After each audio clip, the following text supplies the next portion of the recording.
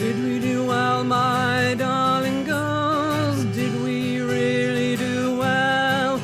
We grew you up to be straight and strong, to do your best to know right from wrong. A wonderful video from Not Buying It about what happened in one particular seaside town when a sex club opened in the middle of town. So we'll put that on just while people are joining, and then I'll introduce Sasha and we'll get going with the object in our proper.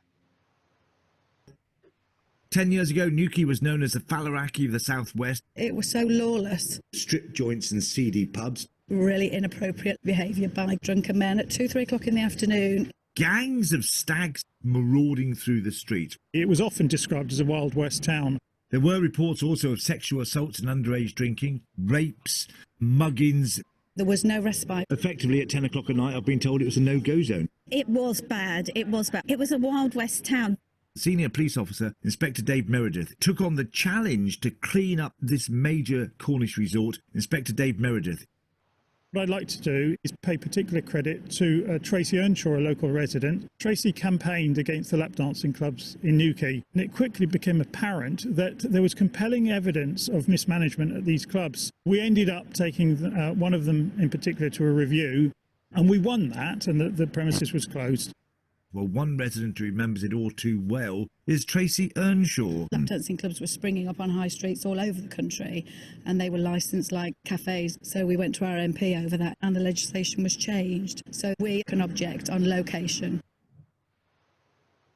Let's talk about those locations, because the lap dancing clubs open right in the main street, Yeah, isn't it? in between W.H. Smith's and Samuel's. So you would come out of Woolworths with your children. How do you explain that sexual entertainment is available on the high street? Nice to see you on this cool Sunday afternoon for our 6th Object in R. Big thanks to the Women's Human Rights Commission, as always, for letting us use their Zoom, and to the resistors for the technical help we're getting from Rebecca. Please be patient if things go wrong. I'm not very good with technology. It's a slightly sensitive topic, so please keep children out of earshot. And if you'd like to mention anything on social media, then our hashtag is #WeObject, all capital letters, on Twitter. We've had some questions sent in by email, and we'd love to answer your questions if you've got any. If you're happy to speak and have your name come up on the screen, please give us a wave and put your question in the Q&A. And if you just want me to pick it up when we get a moment in between sections of Sasha's discussion, then pop it in the chat and I'll try and pick it up when I can. So we are recording the Object in R for YouTube, and we're getting our channel going. It should be up there soon. As you know, Object campaigns on all issues of objectification and commodification of women, and we count sex encounter venues, or strip clubs as they're commonly known, as part of the sex trade. They're the soft gateway to the sex trade. They encourage young women to be objectified, to objectify themselves, to view themselves as a commodity, for men to get sexually aroused over, and it's all closely linked with keeping women as a second-class citizen, equal pay and so on. If we had equal pay and equal opportunity, I'm sure a lot of young women would find better things to do with their time. So let me introduce Dr. Sasha Rakoff, who is the founder of Object and also the founder and chief executive of Not Buying It. I've known Sasha for a long time, and she's one of these invisible feminists who has been doing loads and loads of stuff, very, very influential behind the scenes for many, many years. And you only see her pop up occasionally when there's a court case or a bit of activism on the steps of a town hall somewhere. And I think it's nice to, you know, people like Sasha contribute so much. It's nice to actually find out a little bit more about them, how they got into all these things, what motivates them, and what their plans are, because they've always got plans. So, Sasha, lovely to see you again. Hi, Jan. I'm blushing now. Blushing? Oh, you haven't started yet, babe. So, how was it? How did you get into all this? Did you come from a feminist family? When did you first encounter feminism?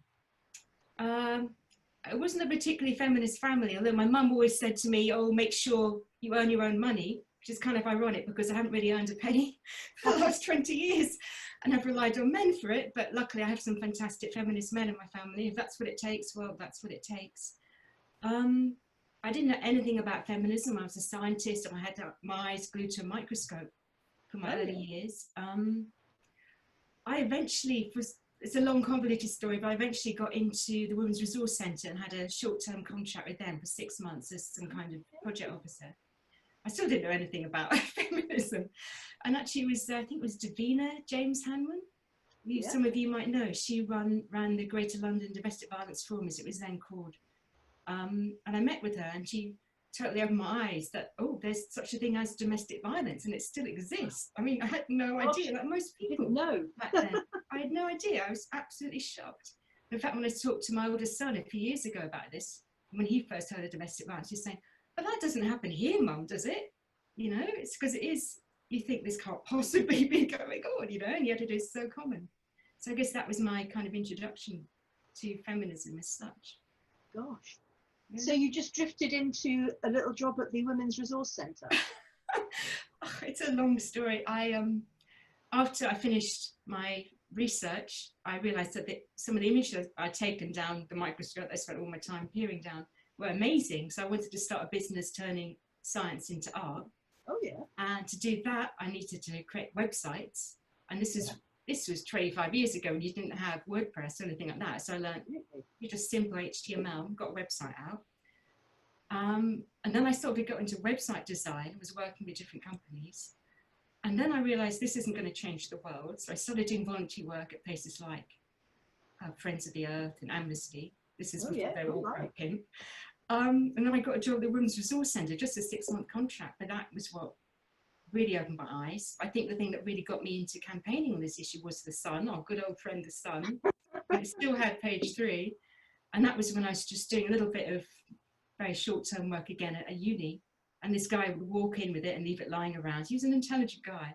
One of the women he worked with had a little child. So I said to him, you know, what are you doing? Why are you leaving this lying around? And he was like, totally horrified that I thought there might be an issue with this. It was all about, oh, isn't race, he was white, oh, isn't racism terrible? And when I tried to say, this is kind of like racism against women, he wouldn't get it.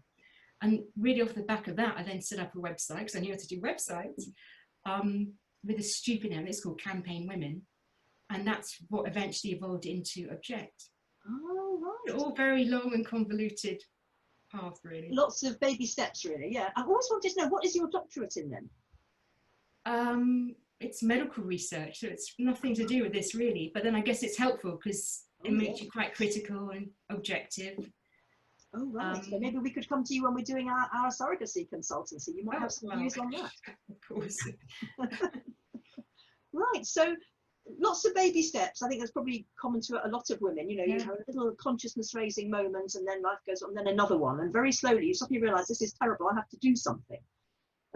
So these were the steps coming up to Object. So how and when did you found Object, and who chose the name? So it really did arise from this other group. And I think probably the turning point was when we had a meeting in my little house years and years ago, probably 20 years ago now.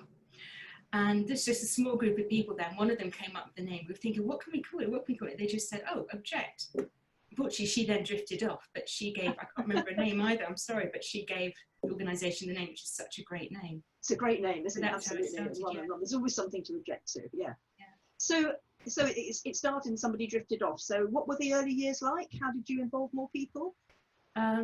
So the early years, what did we do? Well, when I was still pregnant, actually, I met with, I think it was the head of equalities and social exclusion or some other fancy title like that, at Transport for London. And this is at a time there were a lot of really in-your-face sort of lads mags, sexist ads on TfL. Yeah. And I just, you know, gave her a few examples of this, like she'd never travelled on the underground. She was like, oh, these are terrible. I think kind of as a result of that, they then started tightening up the advertising at TfL. At least I like to think that's the case. I think there might have been a few other steps on the way to that. There might have been a few people who drew rather rude graffiti on them. Oh yeah, that might have happened too, but I couldn't possibly comment. No, you wouldn't know about that. No. I think really the turning point started to be when we got a little bit of money in, when we got the confidence to get some grant money in. So the first funds we got were £5,000, and we used that to go and buy a copy of The Sport, which I don't know if you all know, but it's shocking. I mean, you think The Sun was bad.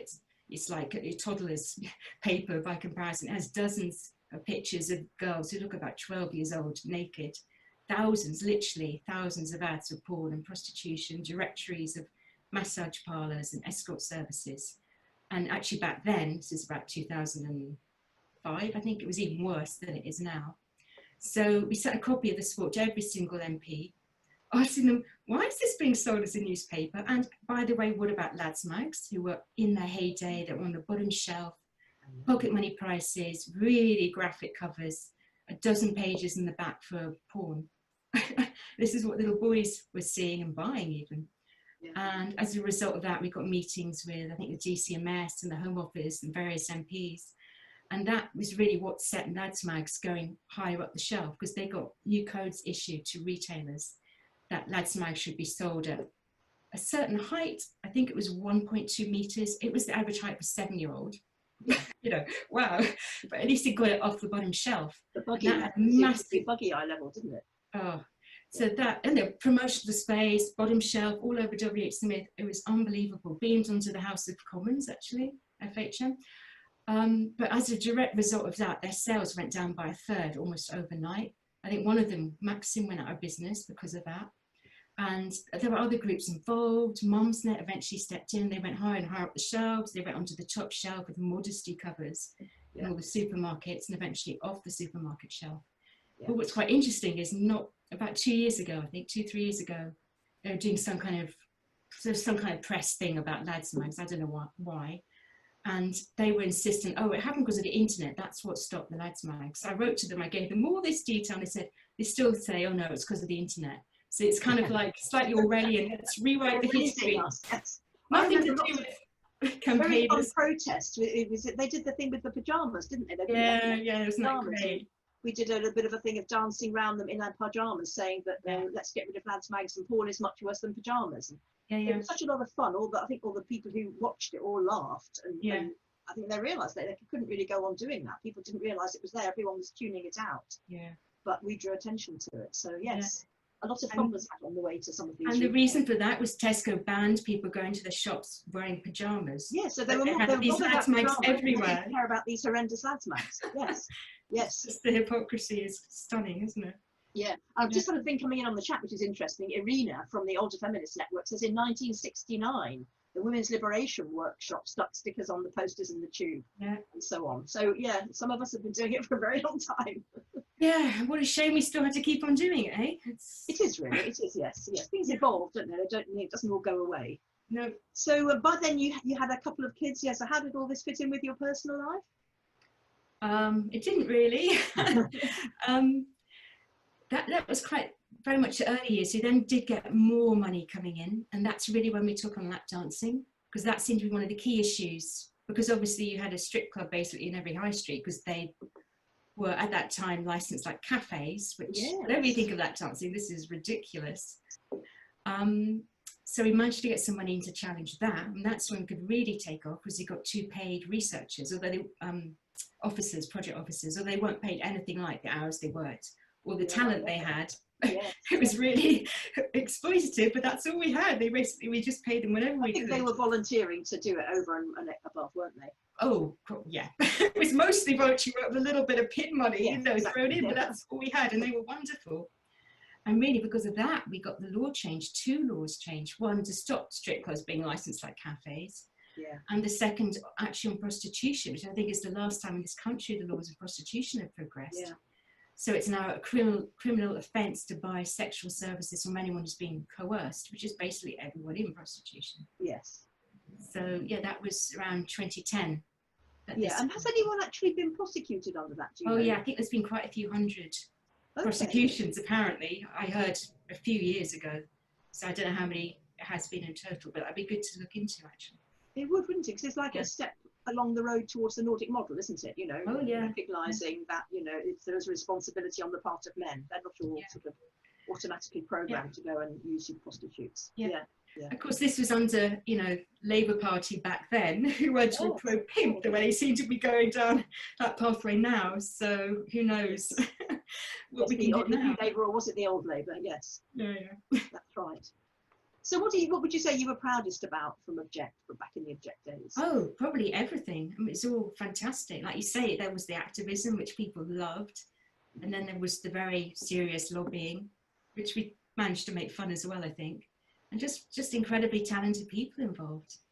I think there were some wonderfully simple ideas that came up. I remember we used to go and put all the lads' mags in white paper bags and write on the front what we thought of them. And that made a very visual display. We didn't damage any product, and then we would take them all off, but they used to be very disconcerted by it. Yeah. And we had just very, very good conversations with the people shopping in the shop. Yes. Yeah. Things like that. They were very, very within the law. No laws were broken. No one got terribly upset except the security officers clucked a bit. And but it made the point very, very effectively. Yeah. And I think that was there was a lot of genius ideas Yeah. in there. And of course, it brought a lot of women together who carried on campaigning Yeah. in different directions and so on. Yeah, So we still come across them in different places here and there. Yeah, we're still there, aren't we? Absolutely. Can't get rid of us. No, not stopping. Yeah, we do it here, do it there, do it somewhere. That's the important thing, isn't it? So after a while, you were so successful. I mean, put me right if I'm wrong. I think you were so successful getting funding and getting good staff appointed, and you had an office and so on. And there came a point where you had the funding to pay a chief executive, and you were able to take a little step back. Yeah, spend some time with the family. And I mean, that's one thing I would say is you need to look after yourself. It's really important. Absolutely. Take a day off Twitter take a day off social media every week. Take a day off if you can. Have proper breaks. Yes. Do fun stuff. You've got to look after yourself. It's so easy to forget that. So I think so. I think it's the first duty of a feminist is to look after that feminist, because boy, is that feminist needed. And Yeah, the second absolutely. duty is to do lots of feminist activism. yeah, But absolutely. I've seen so many people, I mean, within Object, and I was in the campaign against pornography years ago, you saw people come be very intense for a couple of years, and then they just had to leave. And a lot of people who've got a good level of expertise and knowledge, well, they're then lost because they hadn't paced themselves and hadn't kept on going. So I can entirely see why it's good to take a step back. And Yeah. Object was doing so well, and you know, onwards and upwards at the time. Yes, yeah, definitely. And so you took a break, and then you started not buying it. Was this your way back in? You couldn't leave it alone. You had to get back. Yeah. I did wait 3 years. I did something in between, but yeah, then I kind of got What back. did you to do? it. Can we ask what you did in between? Oh, so I thought it'd be a really good idea to have like a comic relief for women and women's rights. Oh, I remember. Yes. So I very naively thought, oh, that's going to be easy to do. So I started something, I think it was called Stand Up for Women. Yeah, that was great. Yeah, so it did a little bit of awareness raising. We had No More Page 3, had a big launch event at one of the West End theatres. Yeah. And No More Page 3 at it, singing and dancing. You Yes, got rid of Page 3 in 2.5 years after we'd all been trying for 2.5 decades. They built on that, and fantastic job they did, didn't they? Yes. Yeah, but yeah, comedy it's a bit harder to do than I realised. So I kind of went back to the campaigning and said I'm not buying it. Oh, I assumed that was still going, because I've been to I'm sure I went to an event last year in Camden. Oh, so it might be another group who's using the name. Maybe somebody else has taken it over. Yes, as happened with the Object, in fact. Yes. Yeah. So you went off and did a bit of comedy. This was really drawing attention to the lack of women comedians in comedy. It was actually more to raise awareness about women's rights. Yeah. And yeah, having lots of female comedians as well. Thank you very much. But some very good female comedians, people like Andy Osho came and right. gone and had careers, didn't they? Yeah, some great acts. Lucy Porter. Then yes, that's right. Yes, you're now all over Radio 4. Yes. Sarah Pascoe. So they're starting. I think actually, interestingly, it was the BBC said we have to have at least one female comedian on every panel. I think that made a real difference. Absolutely. Now starting to see more allowed onto television. Yes. Such a male domain, but it's still very, very biased. But absolutely, it's called slowly positive getting action. I think it's because we've had positive action forever on behalf of the white men, haven't we? They've become accustomed to their positive action. Yeah. So when you came back in, what made you think about targeting strip clubs? Well, again, that was the thing that seemed to be of most concern from the feedback we got, as usual. And I think it's again because there were still strip clubs in every high street. So we started working on that again, and we did a lot more research. And even I was shocked at what's going on in them. If anything, it's gotten worse, I guess. But I mean, really, they're shop windows, not just for prostitution, but for organised crime. It's absolutely shocking. The drugs, the dealing, the money laundering, the financial the credit card fraud and so on that goes on all the time with the men who go, the punters. And then the very clear link with prostitution. I mean, that's even been shown by research. Yeah. As well as it being patently obvious, surely. So, I mean, the whole you can almost thing, read their regulations and say this is what's going on there, isn't it? Because they've got all these rules to stop it from happening, or to ostensibly stop it from happening. But that's what you know is therefore going on there. the regulation is a regulation. It's so meaningless. It just gives a little veneer of acceptability for councils to get their big rubber stamp on and relicense every single strip club every year. Yeah, which is bringing money in. They're doing it for the money, aren't they? Well, who knows why they're doing it? You know, I wouldn't like to say because I might be faced with a legal challenge if I say anything. But well, I'm saying from a position of ignorance, because I'm not an expert, I'm saying that the councils are very, very strapped for cash and they need money. And if there's a choice between funding, getting a licensing fee in for something and not, then I would imagine they would have a motive. Maybe. I think there's a lot more going on. And also, these places cost them money. The criminality, the costs of the crime that they're linked to is hugely costly. Just like with prostitution, you know, you look at the Holbeck, the so-called managed zone in Holbeck. The cost of that officially is £200,000 just to maintain this zone. Local people think it's close to £400,000 a year. And that's not including the cost of all the murders and the rapes and the assaults that are going on. So the cost to the state is huge for prostitution. So as opposed to the cost of just getting rid of all of it and getting every woman out, which is actually really cheap. Yes. So the whole thing is just on its head. It's bizarre. It is crazy. It's just one of those things people say it's always been there, but of course it hasn't even always been there, has it? No. And it can be stopped like that because up to 90% of men would stop buying. Oh, with things like a small fine, you know, that's how much it's the oldest profession. Or well, that quotation about it being the oldest profession only dates back to the 19th century, doesn't it? That's Kipling. No. Kipling is the one that said it's the oldest profession. Yeah. He also said a woman is only a woman, but a good cigar is a smoke. So that shows his priorities. I don't think we should listen too much to him. So you decided to take a pop at the strip clubs. Yeah. And? So I guess really we started to use equality law, and this is absolutely not us, it's other groups, especially in Sheffield. So there's groups like Zero Option, WEP, and others, and a lot of local residents. When you say WEP, you mean the Women's Equality Party? Women's Equality Party in Sheffield. Okay. The Women's Equality Party is actually mandated to take on strip clubs and prostitution. So they found somebody on benefits, which means you're entitled to legal aid, who was affected by the strip club. I think she lived close to it. And you can challenge your council if they decide to license the strip club every single year. You can challenge it because there is no way they're abiding by equality law if they license a strip club. It is impossible. So if there's anybody out there, if you're on benefits and you're affected by a strip club, you do it for free. And we can help you. We've done it before. Even if you're not on benefits, we can get like a cost capping order. So Katrina saw you might need around £10,000, but if there's enough local residents, businesses, women's groups on board, we could crowdfund to take your council to court to stop licensing the strip clubs. Oh, so just, you know, a shout out to anybody anywhere in this country. Absolutely. You know, well, if you've got one near you, I remember I used to work near one in Camden, and I'd be going to work in the mornings, and I'd see the women taking their older children to schools, and I remember hearing a child say, "What's that, mummy?" You know, and the woman she didn't know what to say. You know, she didn't want to tell the truth, and she didn't want to lie, and she didn't want to dodge the question. But what are you supposed to say when you're taking your 6-year-old to school? Yeah. What's that? We have Camden, don't get me started on, they've got strip pubs which are open during the daytime close to children's nurseries. So you get all the men going in, getting an eyeful of vagina, walking back past the school to the office.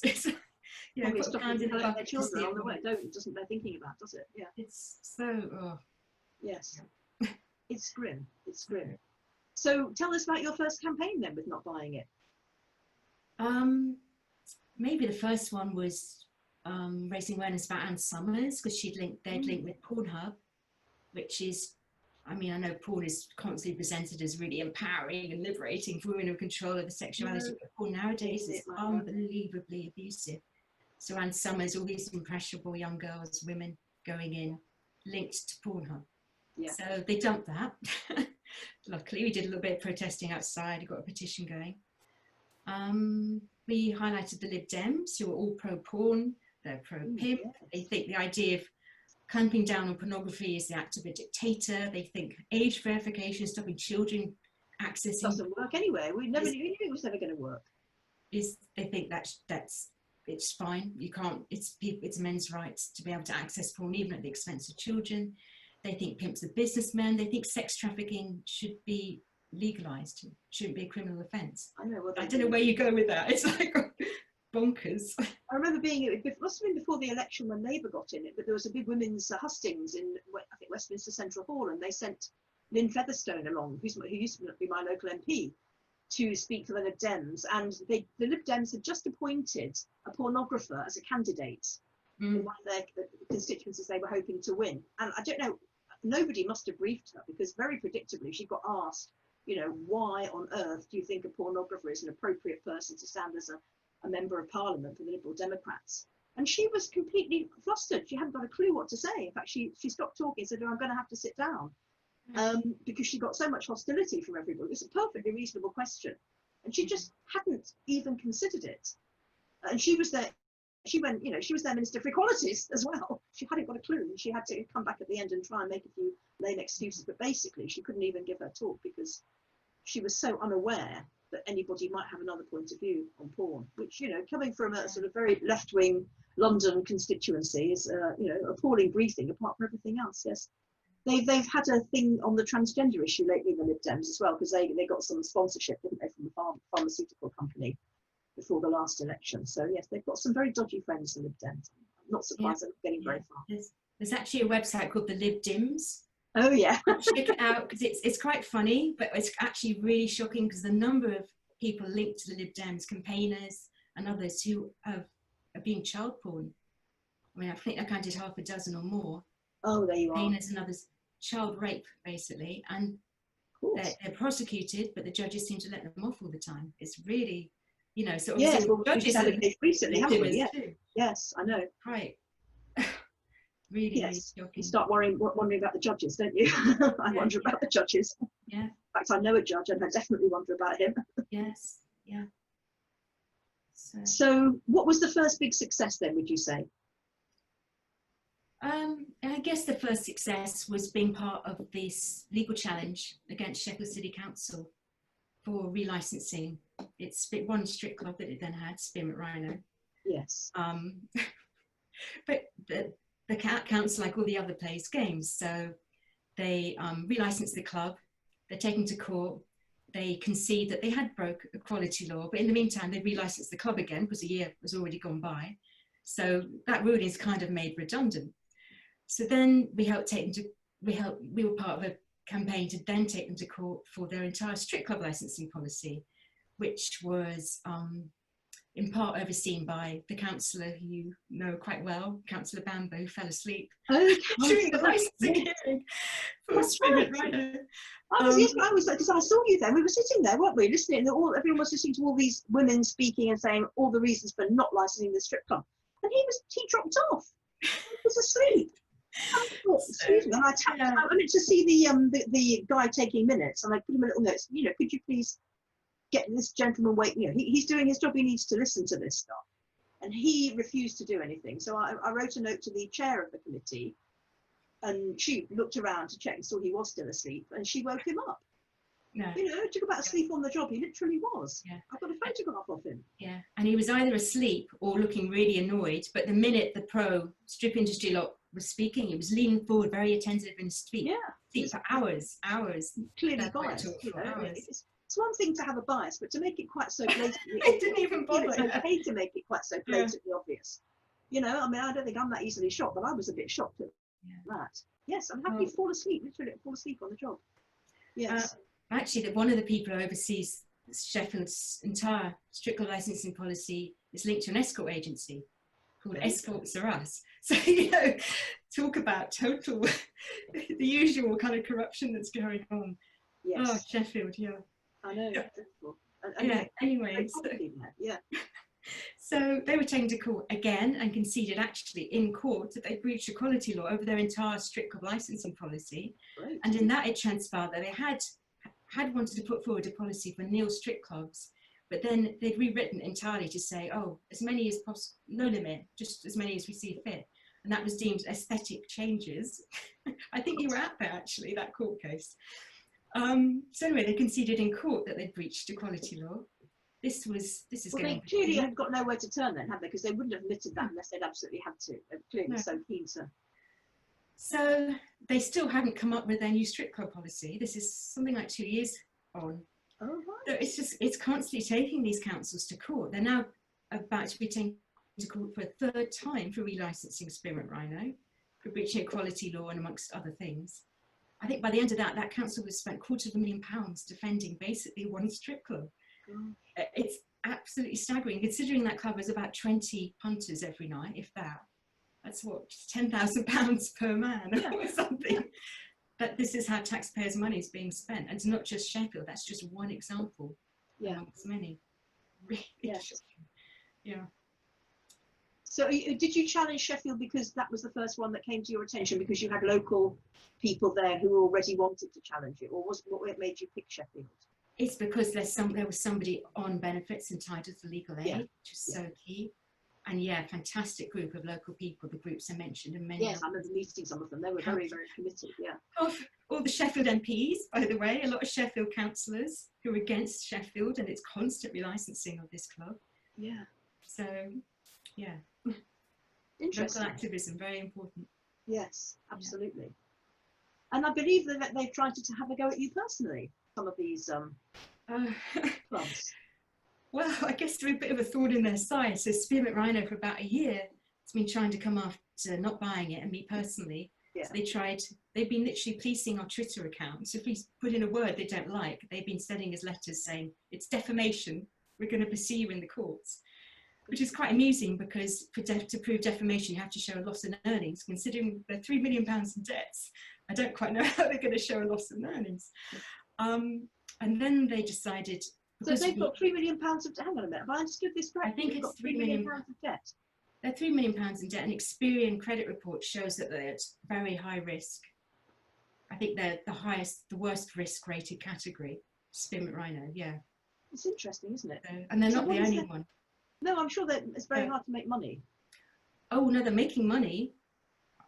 Apparently, well, I imagine they might be making money, all these clubs, it's just they're not making it from the lap dancing. So I'm not saying anything about Spearmint Rhino, so don't try and sue me for this. No, I don't wish to put you in a difficult position at all.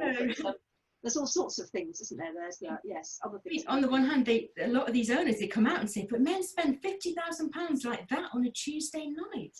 So, and this is an owner of a club that's nearly £5 million in debt. So how can that be? How can they be so possibly much go debt? that money? I don't know. I can't imagine. It's got to be in a pocket somewhere, because that's where money is kept. Yes, and I don't think the dancers take it all home. I really don't. Well, they don't know. So we're not saying anything against anyone specifically here, of course. We have to be private eye-like in how we modify what we say, but look for yourself. Yeah. But so anyway, Spearmint Rhino came after not buying it because during 2019 we went into various strip clubs, some Spearmint Rhinos, some others. Yes, you're videoing escapades. Well, we sent private investigators in, which has been done plenty of times before. In fact, it was done for the Windmill, which is the world's most glamorous strip club. It's all fantastic, well regulated. You go and it's a brothel. Campaigners there have no idea who they are actually. They sent in private investigators to expose what was really going on. And that's been done in other clubs as well. So we thought, okay, why don't we do it? So we went to clubs in Manchester, London, Sheffield, Spearmint Rhino in Sheffield, Spearmint Rhino Camden, which is their flagship. That's the and one. they found huge amounts of sexual contact, and Sheffield was wall to wall. It was quite shocking. Even I was shocked, and I'm not shocked easily. No, I'm sure not. Women literally, they were masturbating themselves and each other, all sex. It's like, strict, no touching policy here, Yes, of course. So Rhino didn't like that very much, and they and the sex trade lobby then portrayed it as us being these terrible violators of lap dancers because we exposed what was going on. They thought a way to put a real stop to this was to then launch legal action, threatening us with hundreds of thousands of pounds if we'd lost, for, I don't know, breach of the GDPR. I mean, they haven't actually got to the stage of actually putting their legal case forward. This is all preamble, which they eventually actually give up on because they were losing every time they went just to explain what the GDPR is. Like the data protection. Okay. So, yeah. They were saying that you were not allowed to film women in strip clubs. We weren't allowed to film in a place of business, even for whistleblowing, like when people go into care homes. And the only way to show the abuse, because the council goes in hundreds of times, is by videoing it and have proof of what's really going on. So unfortunately, we had to video the PIs had to video some of what they saw, or they would not have been believed. They had to gather video evidence. Yeah. So yeah, that was then portrayed as us being these terrible violators of lap dancers who were filmed all the time by clubs anyway on CCTV. Yeah. But apparently that's different because it's done with their consent. Because, you know, the men who run the clubs and the men who go care so much about the consent of the women there. So that was the kind of the press angle that was taken. Oh, we're the terrible violators, not the punters, not the strip club operators who treat them appallingly. Yes, it's called shooting the messenger, isn't it? Something like that. But then they decided that wasn't going to work, so they decided, yeah, we're going to launch legal case where the lap dancers, I think 9 lap dancers, was it 8, fronted it. Yeah. Because they had more of a claim than Spirit Run had no claim whatsoever, so they fronted it. Yeah, that's right. The lap dancers, the last thing they wanted was their name to be out, but so they wanted anonymity. So that was the first stage of the whole thing, was to try and get anonymity for the lap dancers. They were never going to get it. It's almost impossible to get anonymity, especially if you're the claimant, you're the one taking the case. So I don't know what advice. They're the same lawyer as Spirit Rhino had, so clear clash of interest there. So I don't know how, if this was made clear to them, they were not going to get anonymity. So now their name's out there because they went ahead, unfortunately. Which is interesting, isn't it? Because they were presented as people who were willing to put themselves forward. But as with so much of the sex trade, a lot of people operate at work under assumed names. Most women in the sex trades don't actually want their normal everyday life when they're doing like the rest of taking their kids to school, you know, taking their kids on play dates. They don't want people to know what they do for a living, because part of them is, you know, has difficulty with it. And yet, obviously, in a court of law, you're going to have to be out there with your real name. Your assumed name that you put on when you go to your sex trade job isn't going to work. No, unfortunately. So they lost that stage of it all, and they had to pay us over £17,000 in costs. They still paid that, yeah. They still continued, and then we're getting close to a court date where we're going to get the whole case chucked out. But because they're £3 million in debt and the high risk of insolvency, we thought, okay. They kept coming to us with offers to settle, so they then came to an offer to settle, paying us nearly £50,000. So we thought, okay, let's go with that. Because who knows, they might be out of totally bankrupt.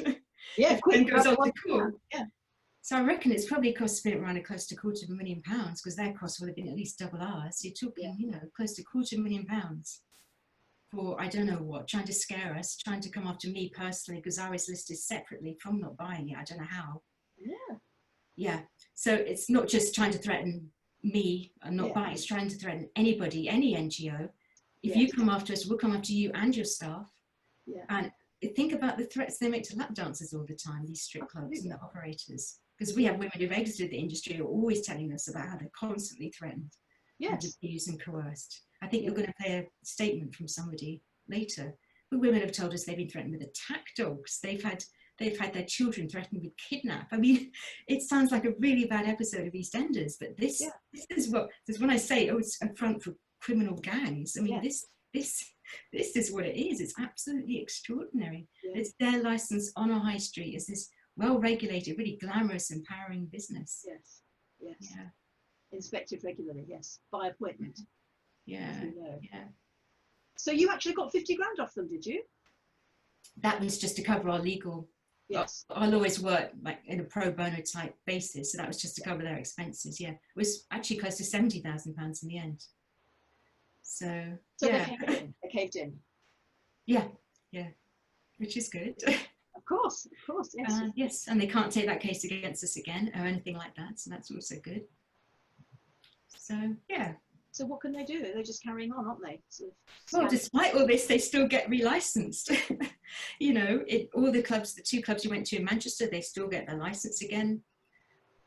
Sheffield's still relicensing their club. Camden probably going to still relicense all their clubs. Yeah. So, yeah, it's a long haul, even when you have the law on your side, and the councils have been shown to be breaching the law. They still license these places. So it's a long haul, but I think eventually they're going to have to give up, aren't they? Well, I imagine so. I mean, How much taxpayers' money have they got? Yes. So, yeah. I don't know. I really don't know. So I don't know. Yeah. I guess it's all they've ever known, isn't it? All they've ever done. Mm. And I don't understand how anyone could want to do that anyway. So who knows? Yeah. So exciting times. Well, yeah, interesting times, certainly. Yeah.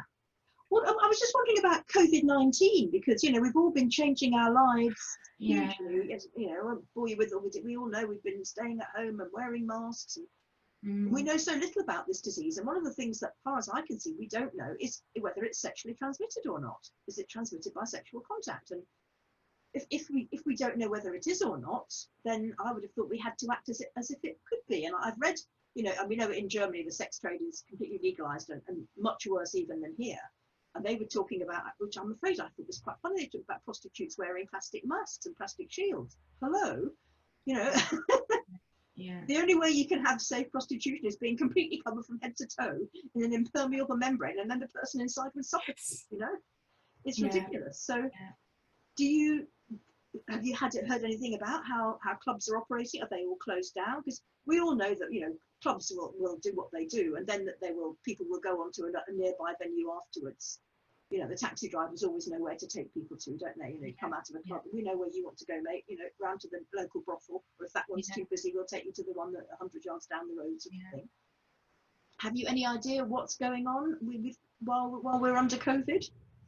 Well, as far as strip clubs are concerned, my understanding is they're all shut. Councils aren't licensing them, but I have heard of pop-up strip clubs illegally coming to the surface.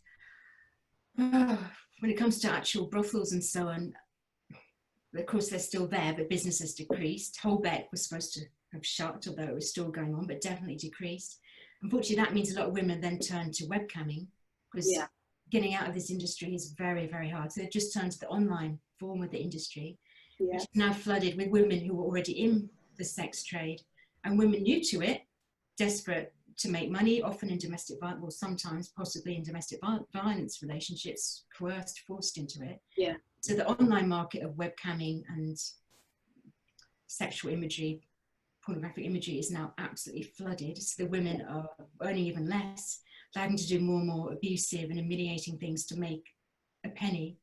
I know of one woman it was in the press that she actually killed herself. She auto-asphyxiated herself because that's what the punter wanted. He didn't even call the police. You saw her in trouble. So it's not this wonderful idea that webcamming is all nice and safe and you're in control and so on. It's just like the rest of the industry. It's no different. Of course it is, but they promote the odd young woman that's managed to get a following and make some money, don't they? That's what they always do. So the industry always does. Young women are getting on there making next to nothing. Yeah. And having to move their boundaries further and further. Someone's just put up in the chat actually, which is interesting. Thank you to Ruth. In Oregon, a drive-through strip club was opened up to cater for men during the pandemic. And it caused a spike in cases. So I mean, I'm sure there are spikes in cases happening all over the place where somebody's decided they will open the back door or something like that. In Canada, I think Toronto, the strip club opened, and a huge spike in cases. Of course, the women are all blamed. As usual, it's always blame the women, you know. Yes, so, like they did in the early days of prostitution, you know, it's to inspect the women, Unfortunately, if we had a fraction of the power and clout that the pimp lobby had, this would have been our chance to basically get rid of the sex industry, have every woman out. We don't have that kind of power.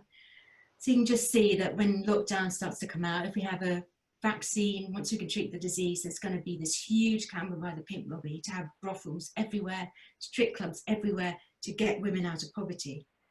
So that's really I think the main thing we need to watch out for Corona. That's the end result. And these strip clubs that can't operate at the moment, well, I don't know, they're probably making most of their money from the stripping anyway, so I think they're just going to be coming back with a vengeance. Yes. So whether it's strip clubs or actual brothels, and then lobbying, the government already doing that now, really stepping up the lobbying to get prostitution just opened up. And this is going to be, it's always been the excuse, but even more than ever, this is going to be the excuse. Get women out of poverty. So that's something we have to gear ourselves up for, unfortunately. Yes. Well, we're not going to stop what we're doing, are we? At all. Definitely not. Yeah. So we really need people to come forward who live near strip clubs, don't we? Who can see the problem with them. Preferably somebody on benefits. Yes. On a low income, because that it can be at low cost. I come forward and not buying it, would like to work with you to take a case. Absolutely. And you could be the person who cleans up your area. Yep. And even if it isn't strip clubs, if you're concerned about porn or things like prostitution, we nearly went, you know, when the government they dumped age verification. So we nearly had it lined up that we were going to take them to JR, to judicial review, for dumping that. But unfortunately, it fell through. But, you know, if you can reasonably claim, and I think anybody can really, that you've been affected by porn and prostitution, especially if you are on benefits, then there might be further opportunities. So at the moment, the government's kicked age verification into, internet regulator. But if this goes on and on being delayed, if it gets on to be about a year or so, then we have another opportunity to hold them to account for not progressing this as they said they would. So, you know, this is something to keep an eye on. We could take them to court. Yes, because that was David Cameron, wasn't it? So we are going to introduce age verification. And I remember somebody asked me to give a talk on it, and I looked it all up, and I just thought, they're never going to be able to do this. I think it's technical, quite difficult, and you know, they just, like people assume that, you know, sex robots will be fine and surrogacy will have no ill consequences on the surrogates, because we've got technology now, haven't they? It must be fine. They assume it's easy and it's possible. And they make these promises. And I remember standing here and saying, I think it was a CSCOM, saying, I don't think this will ever happen. I don't think it's doable. So I was quite gratified when they kicked it into the long run. I mean, they were always going to find a way of doing it, weren't they? I think it is doable. So the main objection to it really was, kids will get around it with VPN. So they will hide that they're in Britain, that they're in England. But apparently websites can detect that. So that was the main reason given by the Lib Dem type woke crowd. We can't do it, it can't possibly work. Actually, you're wrong, it can work. So it worked anywhere then? Is there anywhere that they've done that? I think quite a few countries, I can't remember which, I think Australia, oddly, but quite a few countries are now wanting to go ahead with it. So instead of us being the leader in this, there'll be other countries who take the lead. And in fact, America seems more ahead of us on all of this than we are, which is really shocking. So, you know, you think America, which is the kind of hell pit of prostitution and porn, would be the last. But states are very different in the state. Someone's just said in the chat, actually, anyone in Oregon or Southwest Washington, they've got a campaign starting there for the Nordic model, and there's an email address. Fantastic. So, good. Great. You know, we like to know about these things. Will you publicise all this, so people can connect? Yeah, it'll be up on the YouTube channel, and it's there on that. If you've got any contacts there and want to get involved, there's a lady's put her address up. She's in Portland, Oregon. Fantastic. So it's good to know. Yeah, because I think if you do it locally, then you can look at all the local registrations, and there's nothing like having a local institution like the local strip club to get attention for people. But, you know, we all campaign generally against the sex trade, and we'll keep on doing it. But it's much more effective if we have a specific target which we can then attack. And then when we win, it's much more likely to get people's attention and get more people involved. Yeah, and if you could try and, you know, a lot of these women are in a not in a good way. They've had prior abuse. Of course. They might not have any other options. So really, there needs to be some kind of obligation on then helping these women get out of a club if it's going to be shut. So that needs to be part of the campaign, really. I don't know if the people who were here with us today were here last week when we had a couple of survivors of prostitution on, Merle and Julie, and they told us about the childhoods they came from, and it was just so difficult. You know, they kind of just got sucked in as children. They've both been abused as children. It's almost impossible for them not to end up. And I remember I've talked to young women in prostitution, and they said, well, look, I've been abused sexually all my life. At least now I get paid for it. Yeah. For them, that represented empowerment because it was better than what went before. Yeah. And also it almost means if I'm not saying no to it, it's not rape. It's not rape because I haven't said no, have I? That's right. I'm being paid, so it can't be rape. Yes. And then on the other side, we have people saying you can't buy consent. So, you know, a lot of weasel words. But it is all about, as somebody says, keeping women poor, and inaccessible to men. Yes. Have we missed anything, Sasha? Anything that people would like to know about? Anything important?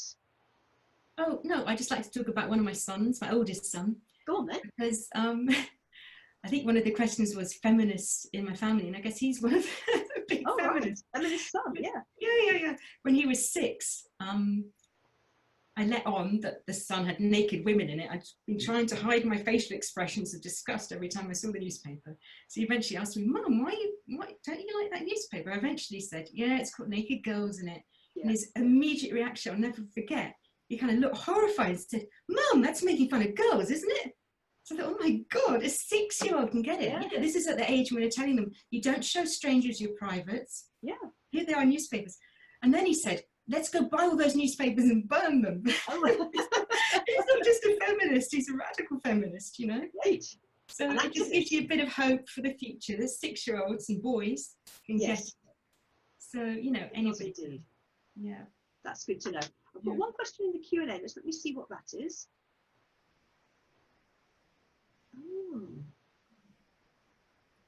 I think I can answer that one. The lady says she had a friend who did topless waitressing, and she would have said I was trying to deprive her of an income. She said she did it because she despised men. What can we say? Well, actually, there's been research of lap dancers that shows, a third of them hate men. Yeah. Partly because of the job, because, you know, you see them, you're there, you're part of the job, you have to be manipulating them because you need to get as much money as you possibly can out of them. So it's these very hackneyed stereotypes. Oh, women using their sexuality, men, these hopeless beasts who can't possibly control themselves.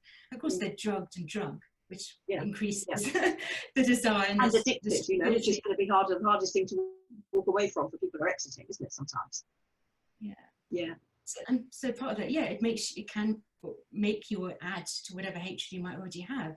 Yeah. Because it's seeing men at their worst, and it's seeing the whole. Talking to a woman who worked in a strip club once, and she said that the reason I stopped was because it was making me hate men. You know, she got men in my life. I'm starting to despise them all and see them all in a certain way, and they're actually, hopefully, not all like that. Yeah. Yes. Yeah. And Anna Cleves has just pointed out that amazingly, the conservative human rights group wrote a report called The Limits of Consent on prostitution and the sex trade and recommended the Nordic model. Really? Oh my word. When was this? So we went to the meeting when it was launched out. Fiona Bruce MP seemed to be fronting it up. And yes, I'm sort of always waiting for the Conservatives to do something. I guess she didn't get that much support from her fellow MPs. But yeah, it's a very, very good report. And the interesting thing was they listened to all the pro-sex trade arguments, and they listed them all and they covered them all, and they said, well, we looked at them and we just were not convinced by them, because it's a lot of self-justifying arguments. And actually, when you look at the statistics about the number of women who are murdered, raped, you know, injured, and so on, you cannot say this is a type of work. It's the only type of work where you're asked to use the intimate spaces of your body for, you know, to make money. It's not proper work. And they came down on the side of the Nordic model. So small steps, you know, the small steps, the things that you've achieved, and gradually start to penetrate, and eventually I think a light will dawn, but it does take a long time. Yeah. Well, I hope this pulled that answer. You should do a session actually on the argument. Yes. You could do a session on the myth busting and the arguments, the tactics they use, because yes, I remember the winning the argument session back in the 70s. Yeah. Yes, it's still the same old argument. Yeah. Except the tools they've got are even more intense, you know, like social media and the press, much worse now than they have been when we were campaigning. That's right. Yeah. So, and most people aren't aware of the reality, you know, because you have to read books. Actually, on books, there is a very, very good book I'd recommend people read on prostitution, which is, I have a bit of camera, it's this one. It's won a prize, the Bailey Gifford Prize for Non-Fiction. This one went and looked at all the women who were murdered by Jack the Ripper back in the day, and they were always known as prostitute murders. And when she actually researched it, she found that they weren't women in prostitution at all. A lot of them were just poor women, homeless women who didn't have anywhere to go, and this guy, you know, found them and killed them. But they were women who didn't have a fixed home, were often, you know, shacking up with a man because that's the only home they had. And when there was an argument, they would find themselves on the street. And that's something that hasn't changed at all in prostitution now. You know, a lot of women are forced into it when they're sort of one step away from homelessness, and you get this sort of awful survival prostitution where the price of of going with the woman is the price of an evening meal, because that's what people need. And that's what happens when you have legalized prostitution. The price goes down and down and down and down until women are competing with each other to the point at which, you know, it's ridiculously cheap and they can't make a living. Yeah, it's a form of slavery. Yeah, in countries that legitimized it, it's nothing. You can't see it as anything other than that, really, can you? Absolutely, yeah. And as someone else has pointed out, you know, a lot of these women have got children. Not a huge amount of women in prostitution are single parents. It's hard enough being a single parent anyway, without having to undertake stuff like that to keep a roof over your head. Yeah. So if anyone's got any more questions, please put it in. Other than that, I think we're coming to the end. We have got one question about what happened to object in between when Sasha left and when I joined. And obviously Sasha doesn't really know about that because she moved on at that point. So I will address that. We thought we would finish off the interview by showing you another video from the Not Buying It website. It talks about things from the point of view of a woman who works in a strip club, whose name is Cassie. So Rebecca, I don't know if you're ready with that.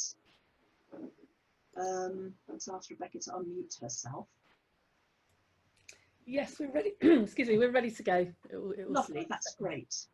So thank you all for listening. Next week, before you go, next week we have got Izzy Dickinson, lesbian extraordinaire and campaigner on the transgender issue. She escaped an arranged marriage intended to cure her lesbianism. She had a career as an award-winning probation officer, working with the most extreme sex offenders.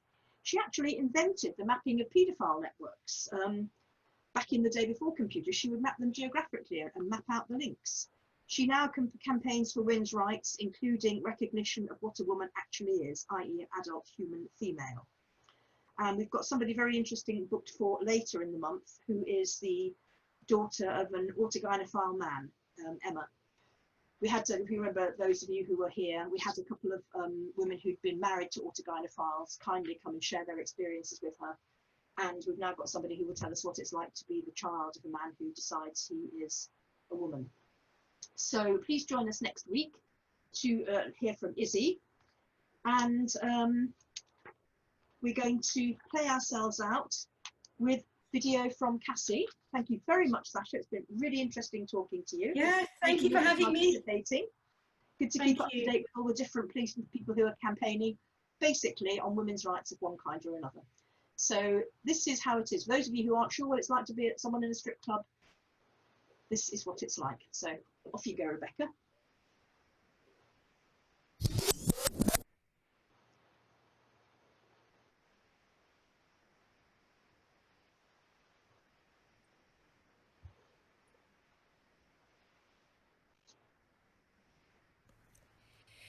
The clubs target very young women, often teenage girls. They're the most sellable, right? And of course you're much more impressionable to the lies that they feed you of all these riches and high self-esteem. But the truth is, before you even start your shift, you're actually in debt to the club. So this can be 80 quid, 150 quid, more sometimes. And that's a lot for some of us. Actually, it's a form of debt bondage. Although we're self-employed, we have to sign contracts that give the strip club complete control over us. So they can control what we wear, even down to lengths of dresses, stockings or not, accessories or not. The strip clubs also have total control over our time because we're on call our entire shift. So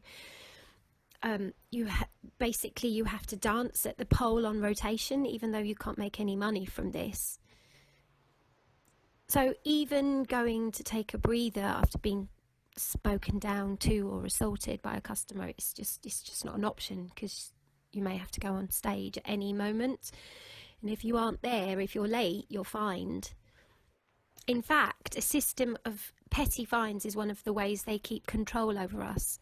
You're fined for chewing gum, wearing the wrong colour thong under a dress, being late for the pole.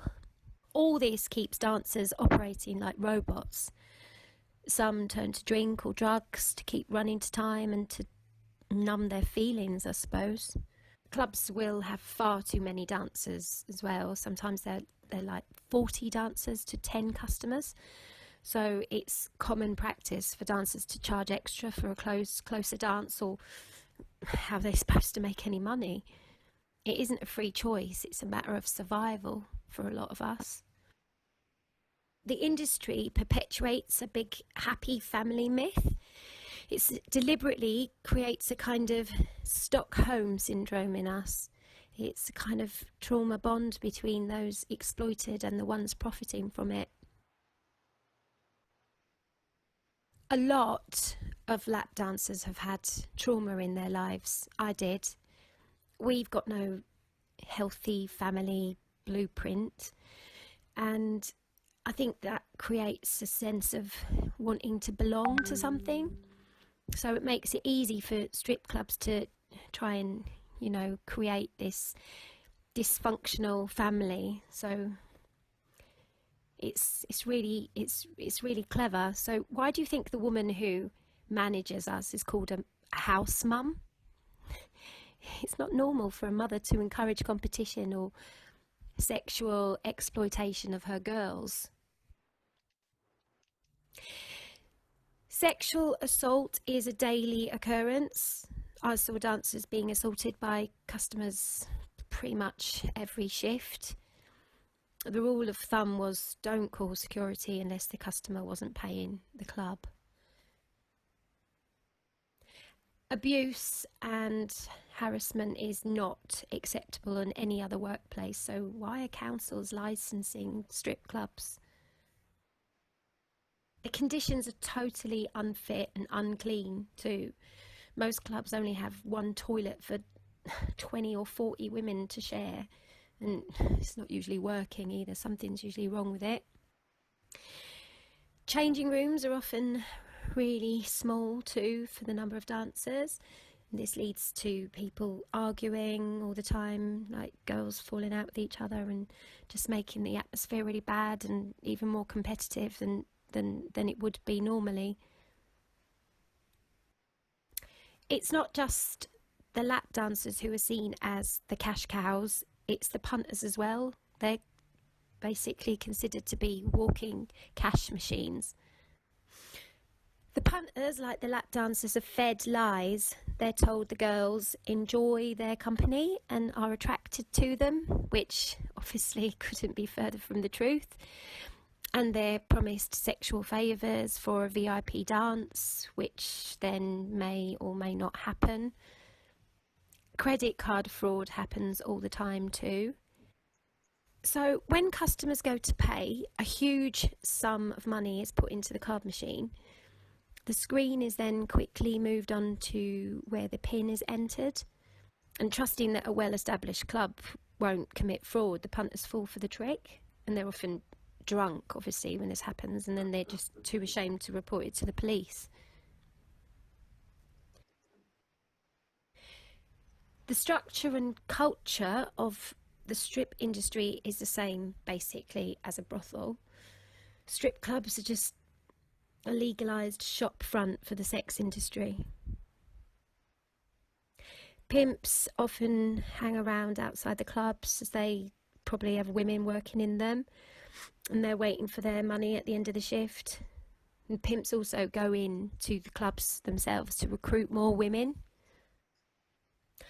I am totally pro-choice and freedom of sexual expression, but the strip industry is the absolute opposite of that.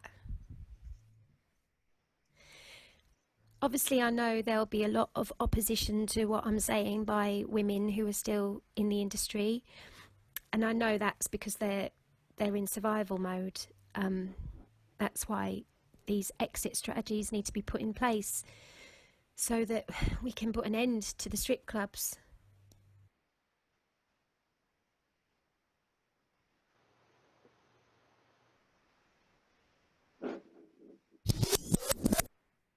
We will continue again next week with Izzy Bell-Staffy and her dog Bella, who she has promised me will come on the camera.